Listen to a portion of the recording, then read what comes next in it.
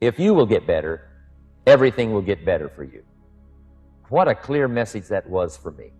He said, if you'll change your philosophy, if you'll change your habits, if you'll refine your thinking, if you'll change and accept some new disciplines, if you'll turn the corner where you've been in the past, go for a new life for the future, he said all kinds of remarkable things will happen for you if you will change. Here's what we must learn to do. I didn't go to work to try to change circumstances. I went to work to try to change myself. And I picked up that promise my teacher shared with me, that if I would change, my income would change. If I would change, my bank account would change. If I would change, my future would change. And sure enough, his promise came true for me. You know, the companies were about the same. What they paid was the same. Circumstances around me were the same. You know, my negative relatives were the same. But I was not the same. That's how my life changed. Things started working for me, changing my life all those years ago. We don't have to change what's going on out there. That's the wind that's blowing. All we have to do is change what's going on in here. And now there's several ways to do that. The first subject he called personal development. We must learn from personal experience. Pretty simple. Learn from what happens to you. Take a look back over the last few months. Did you make some mistakes? How could you correct those for the future? Take a look back over the last year. Have you done it right or done it wrong? Let's correct it for the next year. Mr. Schoaf asked me when I first met him, he said, Mr. Rohn, how are you doing? You've been out there now 6 years. And I said, I'm not doing very well. He said, I suggest you not do that anymore. What a simple, swift analysis to my situation. He said, if you keep doing it, the next 6 years will be like the last 6. You don't want that to happen. Let's make the changes. So learn from your personal experience. Second, other people's experiences. That's me, other people. That's your teacher. That's your friends and colleagues. The people you meet that can pass along to you their experiences, what's happened to them, the mistakes they made, how they corrected them, how they changed their health and changed their bank account and changed their income and changed their future. Other people. Now, there's two kinds of people to learn from. One is failures. It's too bad failures don't give seminars, right? That would be valuable. Have them tell you how they lost it all and threw it all away, threw their health away and threw their friendships away and things didn't work out well. That would be valuable. But now then we must also learn from positive, people that have done well. They've got the health, and so we ask them, how did you become so healthy? They've got the skills, so we ask them, how did you become this skillful? They've got the income, so we ask them, how did you get here in such a short period of time? So now here's what's important in personal development. In learning from other people, we learn, number one, by observation. We learn what we see. We watch people that are successful in what they do. In sports, we watch their disciplines. In business, we watch their disciplines. Second, we learn by what we hear. Learn by listening. And then listen to the sermon on Sunday morning. Listen to the lectures. Listen to the teacher. Listen to someone who's got something good to say. And then number three is vitally important on personal development, and that is read all the books you can possibly read in your lifetime. Mr. Schoaf got me started on my library. I've got one of the better libraries. And then I started keeping a journal. One of the major things my teacher taught me was to keep a journal. He said, don't trust your memory. If you hear something good, just make a little note and write it down. So I would suggest you do the same. Things that impress you, a poem that impresses you. When you attend a class, some of the ideas that impressed you, jot them down. You read something in a magazine, right? Some ideas. Take those out, put them in your journal. Keep a good journal the rest of your life. This will serve you well. So I want the same thing to happen to you. Value captured that you can resort to later. Go back over it and review it and let it become valuable to you. Work harder on yourself than you do on your job. Develop the skills. Learn the lessons. Take the classes. Absorb all that is being taught to you these days. And then later on, of course, you can sort it out, what's valuable to you and how to refine it for your business and for your life and for your future. But the main thing is to get it and start this process of personal change. Now let's cover the second subject, setting goals. We need to take a look into the future. There are 4 things to consider in terms of attitude. One is how you feel about the past. Best advice I can give you on that is treat the past as a school. Let it teach you the mistakes you've made, the things that went wrong, the things that didn't work. Don't use the past as a burden to carry, and don't use the past as a club to beat yourself to death. Past losses, past failures, past mistakes. But let the past be a school. Tough school maybe. We've all been through some tough stuff. So if you feel good about the past, draw from it for experience and let it teach you. Then next is how you feel about the future. We've got to have the future well designed. The future is called the promise. The promise of the future can be an awesome force. Designing the future. There's two ways to face the future. One is with apprehension, and the other is with anticipation. I promise you, in my travels around the world, most people face the future with apprehension.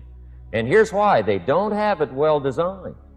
They've sort of left that up to someone else to fix. But here's the best way to face the future, with anticipation. You can face the future with anticipation if the future is clear, if the future is well designed. In setting goals, it's very simple. Number one, decide what you want. You just take a little time. You sit down and say, what do I want? What kind of skills do I want? What kind of income do I want for the future? Where would I like to go? Places I'd like to visit? Habits I'd like to acquire? Skills I'd like to have? Economics? Friendships? People you'd like to meet? When you've thought about what you want for the future, make a list. If the future gets clear, the price gets easier. Because you got to remember, for every promise, there's a price to pay. Everybody's got to pay the price. Everybody's got to do the deal. Everybody's got to do the disciplines. But here's what I've discovered. If the promise is clear and powerful, the price is easy to pay. The price is some classes. The price is a few books. The price is a few disciplines. The price is finding something that'll make your life better, make you grow, make you change, make you develop. So the first part of the key is to design the promise. Then, what is the price to pay? I'm telling you, the price will be easy. If you'll make the promise of the future clear for yourself, all of the values of life that you could possibly want, and be serious about it, I promise you it's an easy price to pay. Anybody can pay it. And the best advice I can give you is, if I can do it, you can do it. Start setting your goals and see if you can't get a better excitement going for the things you want to accomplish for the future. One of the major reasons for setting goals is for what they make of you in achieving them.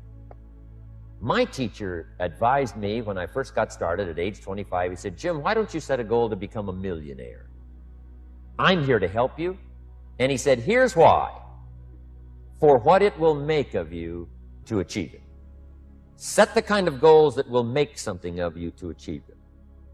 So part of the key here is to set the kind of goals that will make something of you. Don't set them too low so that you don't have to grow and you don't have to read and you don't have to try and you don't have to stretch. Don't set them too low. And then don't sell out. Don't go for something that's going to cost you your virtue or cost you your values or sell out your principles. There's a good middle road here to follow. Goals that will inspire, goals that will help you grow, change, develop, and become better than you are. So if you want something to pull you through all kinds of challenges, all kinds of difficulties, and things that come at you, you got to have something on out there, beyond today, beyond next week, beyond next month, beyond this year, that pulls you into the future. And the clearer it is, the stronger it pulls.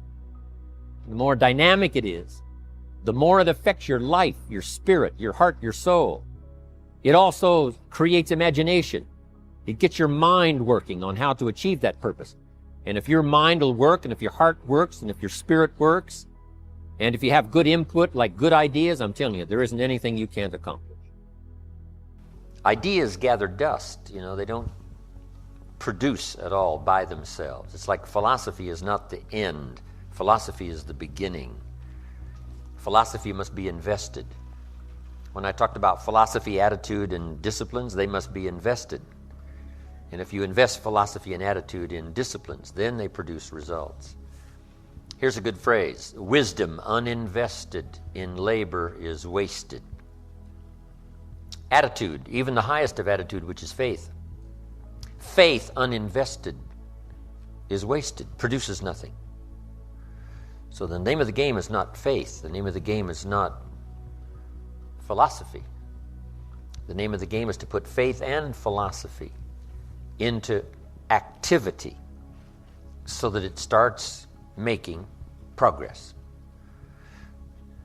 Turning nothing into something. Let me give you that formula while I'm on it here. Turning nothing into something. How do you do that? How do you turn nothing into something? Here's how you start. There's 3 steps to it. Number 1, imagination. And try to imagine yourself in those new, worthwhile, unique positions.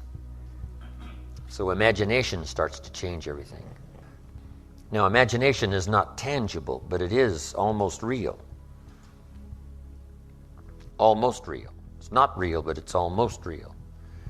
But it's hard to say that imagination is nothing. But it's nothing in terms of tangible. It's not tangible yet. And you always have to say yet. Imagination is not tangible yet. But it is the beginning of turning nothing into something. It's the beginning of turning nothing into reality. Imagination. Imagination is the ability to see things that don't yet exist. Imagination is real in the sense that it affects. It'll affect your behavior. It'll affect your enthusiasm. It'll affect your emotions. It's real in that sense, but it's not real in the tangible sense. Next is faith. To believe that what you imagine is possible. How would we start to strengthen our belief in that what we imagine is possible to turn it into reality? And there's 2 or 3 ways. One is to believe your own testimony. If you've done it before, why couldn't you do it again? If you've done it once, couldn't you do it the second time? Why not believe in your own testimonial? If I did it before, I can do it again. And that's what's important about personal development. You can lose the money, but not the skill, so who cares about the money? It's like sales. A skill is more valuable than a sale. Sometimes a salesperson says, I need a sale. I said, no, you need a skill. Sales are temporary. Skills are permanent.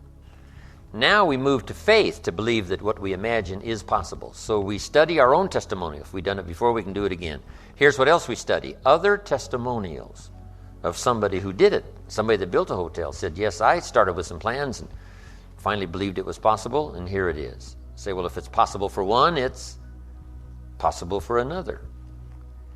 In fact, sometimes when we hear the testimonial, here's how they finished. If I can do it, you can do it. See, that's a classic testimonial that gives us now what we call faith.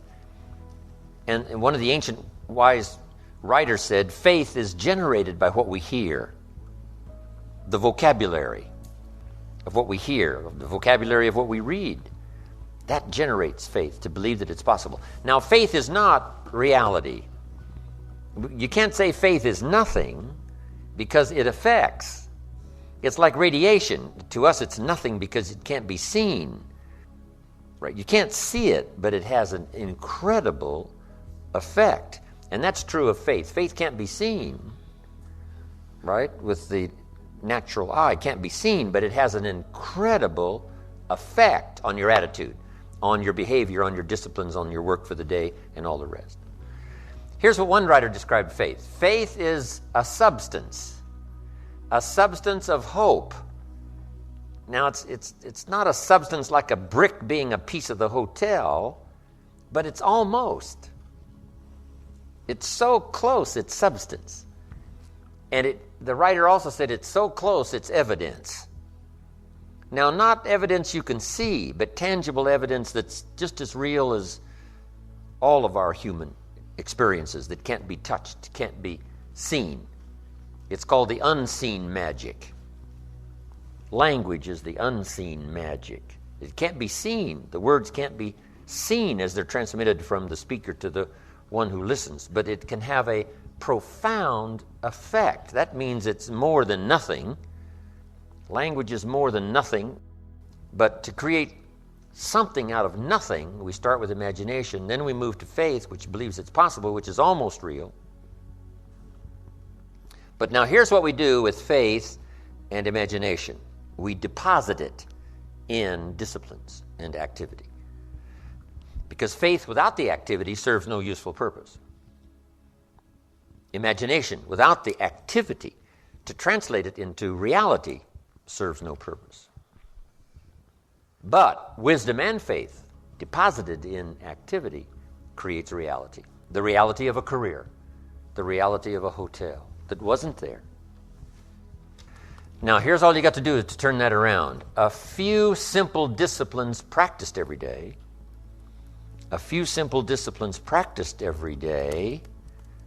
starts to create success. Not at the end of the first day.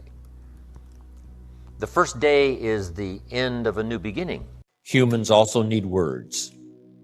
Words nourish the mind. Words give life. Words create insight. Because there's more than one way to see. If we see with our eyes, we call that sight. But there's another way to see called insight. That's why we come, gather for a couple of days, attend the classes, go to the training, read the books, do all the stuff, is to develop more insight, letting our mind be nourished to think, ponder, and wonder, and conceive ideas, projects, purpose, give structure to something for the future, whether it's better health or better career, better future. Next, the mind needs to be exercised. And we talked a bit about that earlier. Exercised by debate. Exercised by reading both sides of the debate, both sides of the question. Major life issues, major political issues. Don't leave yourself out of the great debate. One, the mind needs to be nourished by ideas. Second, it needs to be refined and stimulated and exercised by debate. We need both sides of the human drama represented. The reason why the Bible is such a classic book in studying all kinds of stories is because the Bible is full of stories on both sides, the evil side and the good side.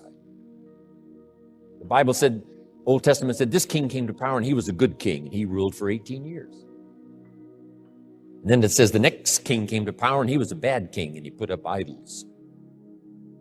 He became the bad king. So it reads good king, bad king, showing both sides of the human spectrum and drama. Some stories that we read in the Bible of people to admire, others are people to despise. In your library, you need a book on Gandhi and you need a book on Hitler. One book to show you how noble someone's aspirations can be, and the other book to show you how despicable and how evil someone's goals can be. Both sides we study good and evil, one we love and one we hate. We study illness, we study health. Someone says, well, you can't study the negative things. You have to study the negative things. You have to give voice to and mind to and time to both sides of the issue so that you can strengthen your side of the argument. Then our personal philosophy needs to be developed so we can see the opportunities on the other side so we can maximize those. And for the balance of your life, that's going to be the twin challenge in developing ideas and philosophy and strengthening all of it so that you can avoid the dangers, maximize the opportunities. Because the dangers never go away. The dangers to our ship of state called the country. The danger to the enterprise, the danger to the corporation. Dangers always lurk, both inside and out. Dangers lurk on the inside of our own mind. The battle of the mind is significant for us every day, what to think, what not to think. My mentor, Mr. Shove, said, stand guard at the door of your mind. And you decide what enters. You decide what to fill up your mind with, because it becomes the material with which you... Key phrase, it's one of the best for the day. Whatever you do, don't become a victim of yourself. As you engage in this debate, what to eat, what not to eat, where to go, where not to go, what to say, what not to say, what to do, what not to do. Make sure that you strengthen the positive side of this argument with yourself so that day by day you become healthier, day by day you become stronger, day by day you become wiser. Day by day you build a better shield and immunity. An inside immunity to ward off disease, but an outside immunity to ward off all the negative and all the trash and all the stuff that would not enhance your personal development nor your promise for the future. So this is so important in understanding the mind. Feed it. We call it food for thought. That's what a big share of this whole seminar is all about these 3 days, is providing food to think about, thoughts to think about, and then ideas to debate. And it's not necessarily what's right or what's wrong, but what's better, what's best. This is okay, but this would be better. With this, yes, you can manage, but with this, you can flourish. With this, you can exist. With this, you can live a fantastic life. So, exercising the mind. Now, to develop the mind, you need a good library. Let me give you 3 parts to your library. Number 1 is your visual library. Zig and I and others have put things on video so you can see it. We ask you to come here today and see what's going on. So part of it comes by visual. Come and see. And then if it's on video, you can see it again and again and again. Key phrase, repetition is the mother of learning. Repetition is where if we hear it again, we see something we didn't see when we heard it the first time. We see something different that we didn't see the first time. Next is your listening library. Zig Ziglar's right. Turn your car into a mobile classroom. You can have a university education in a fairly short period of time just using the traveling time to listen. Key phrase is to listen to voices of value. Discriminate in your listening time. Listening to someone of reputation, someone who has good ideas, someone that's been recommended that has some value. Don't waste your time listening to things that don't count much. Hey, there's some things that are not worth spending the time. You know, they create more poison than they do benefit. So be careful. If somebody says to me, these eggs are rotten, I'm not going to make an omelet and try it. I'm going to take their word for it. So feed the mind, exercise the mind, and build your library. Make this note. You cannot live on mental candy. Just like you can't feed your children ice cream all the time and hope that they will be healthy. So you cannot live on mental candy. Someone says, well, I just read the positive stuff. That's not enough. And the reason is because you need to know both sides of the issue. So start your library like I did, age 25. I mentioned in another seminar, haven't read everything in my library, but I feel smarter just walking in it, right? And smart enough to buy it. Now I got to be smart enough to read it all. Then I got to be smart enough to sort through and decide what's valuable. So make that the next part now. In part of personal development for the mind, you got to sort through what you read, what you see, and what you hear, and decide which of all of that is valuable for you to try and do and master. This is where being a student comes in. Not a follower, but a student. You read one book on good health and it says, do what this book says, you'll live forever. You read the next book on health and nutrition and it says, if you do what that first book says, you'll die young. So someone says to me, Mr. Rohn, which of these books should I follow? Jot this down. Neither one.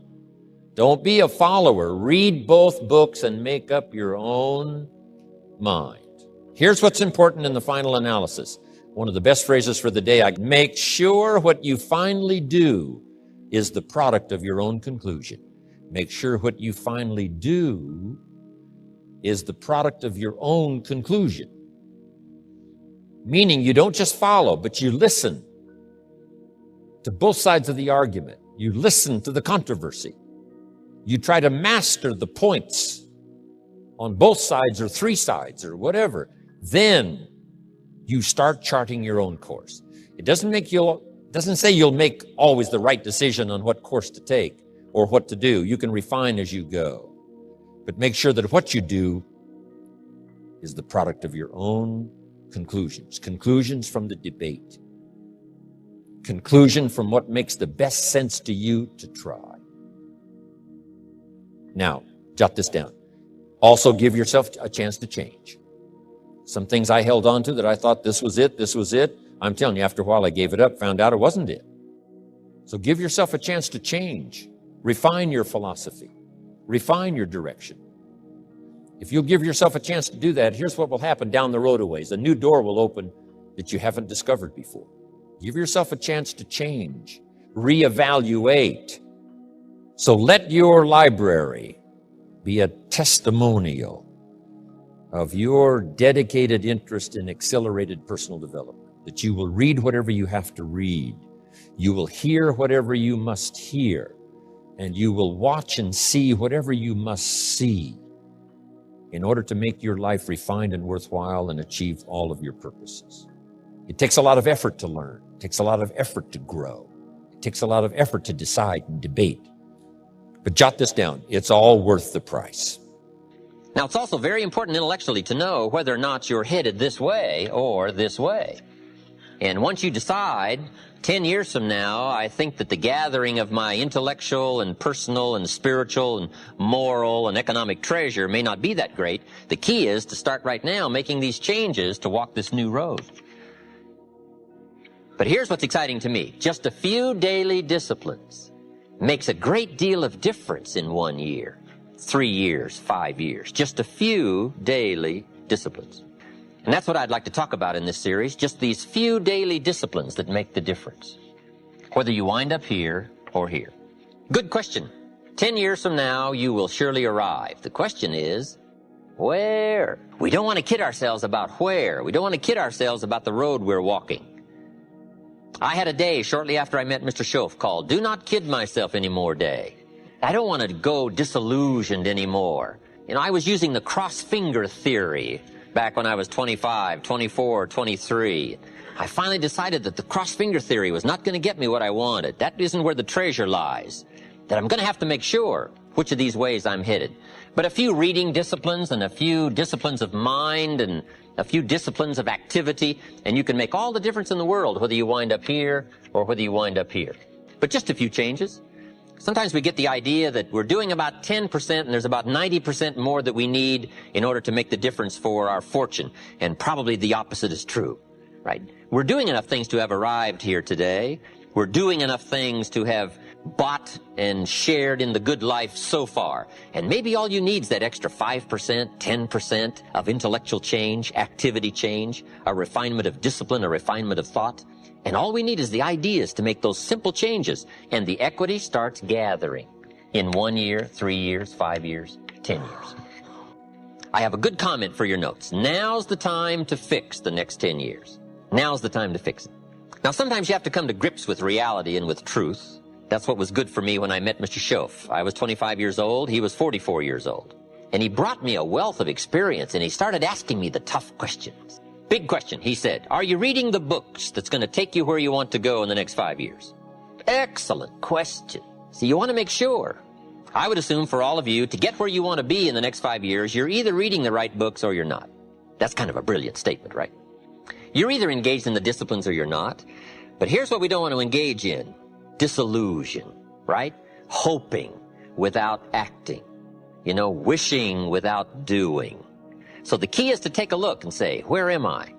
What could I do to make the changes, to make sure that I can take more certain daily steps toward the treasure I want, the mental treasure, the personal treasure, the spiritual treasure, the financial treasure.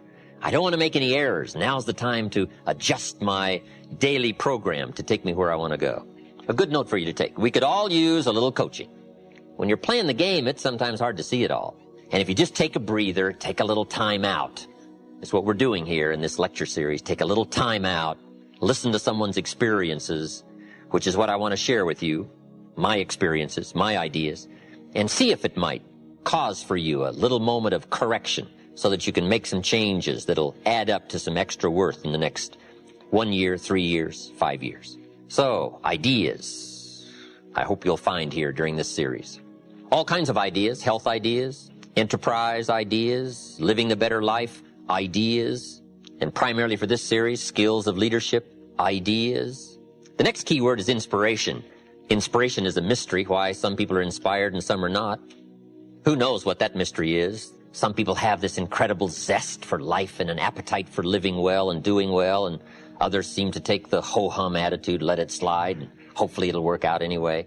I don't know what the difference of that is, but it is exciting to watch people who are inspired. But I think the key to it all is self-motivation. self-motivation. The guy says, boy, if somebody just come by and turn me on, hey, what if they don't show up? You got to have a better plan for your life. Personal inspiration, drawing emotional vitality from life and the challenge, going for it. We all admire that. I think my personal advice to you would be, and reach down inside of you and come up with some more of those remarkable human gifts. They're there, waiting to be utilized. And then change anything for you want to change. And I challenge you to do that because you can change.